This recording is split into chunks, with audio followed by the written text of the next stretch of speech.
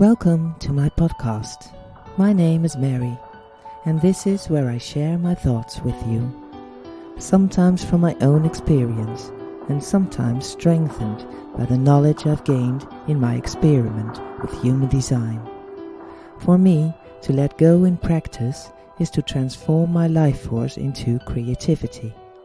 If, as a listener, you can pick up something from this or take it into your own life, you are most welcome to do so. If you would like to enter the experiment of human design yourself, or you're looking for a coach, please go to my website and contact me. Maybe I can guide you in the journey towards yourself.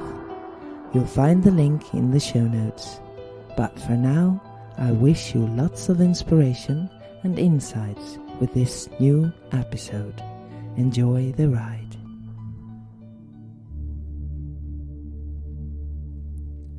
AI, another interpretation. Over the past few weeks, I have experienced how intensely special people's feelings are.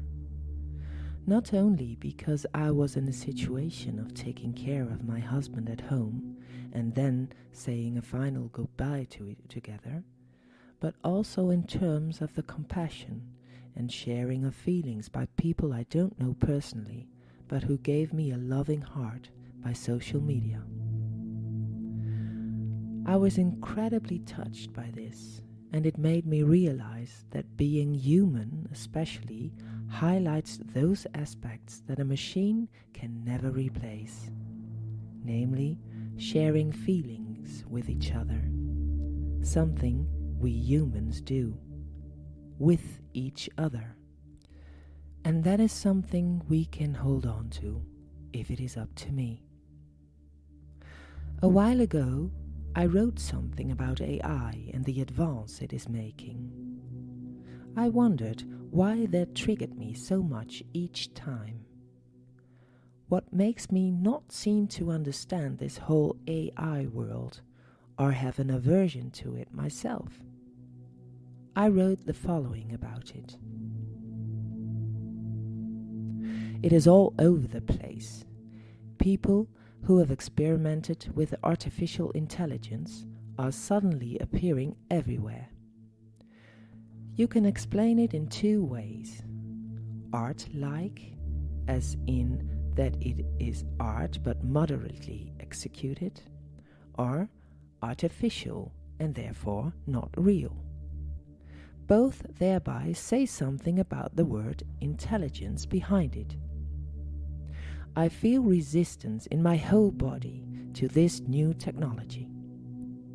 Not because I am against progression, on the contrary. I am here to promote progression, to move from inexperience to experience, and to be a jack of all trades in that process. The experience itself is what matters in that, and not the expectation of it and the result. But when I talk about progression, it is about the human experiential way, and therein lies the catch, the way that describes human experience.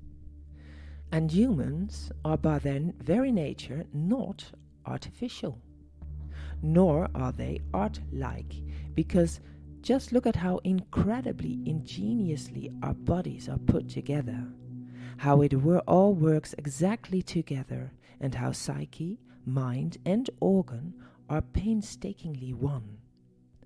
Not mediocre art then, but high quality, high value, authentic art. Intelligence is not even a derivative of it, but part of it. No matter how high or low educated a person may be. That body is intelligent, and everyone is given that. We've been given so much by Mother Nature.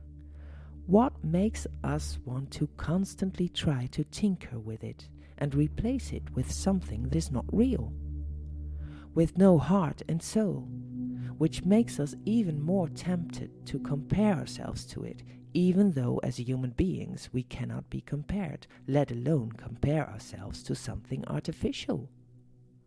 Well, maybe I'm old-fashioned if I don't get a good feeling about all these substitute things. Or maybe it's the years of life that draw me towards the past. I don't know. And the question is also whether I should worry about it at all. I have learned that my mind can be very busy with questions that don't matter to me. And in addition, I have learned that when such a question arises, I write it down so that my mind feels that it is dealt with and doesn't need to think about it anymore. So that's just what I do then. It ensures that whenever such headaches, questions, and doubts wander around in my cranium, I can conclude it with great pleasure each time with the words, "Don't know, don't care, blessed." So now I know why it intrigued me so much and why my body was resistant to it. Because throughout the process surrounding my husband's illness and passing away, I felt and experienced that people are not art-like, but that we are art-excellent as humans, in connection with each other and with life. Thank you for all the kind, supportive and compassionate messages. I have read, received and stored them all in my heart. Love, Mary. Thank you for listening to this episode. I hope you will join me next time for new insights and stories. And if you like this and want to follow me, subscribe to my podcast or share it with others or on your socials. I would highly appreciate that. Background music by Robin Melwijk. Text Mary, marykcoaching.nl.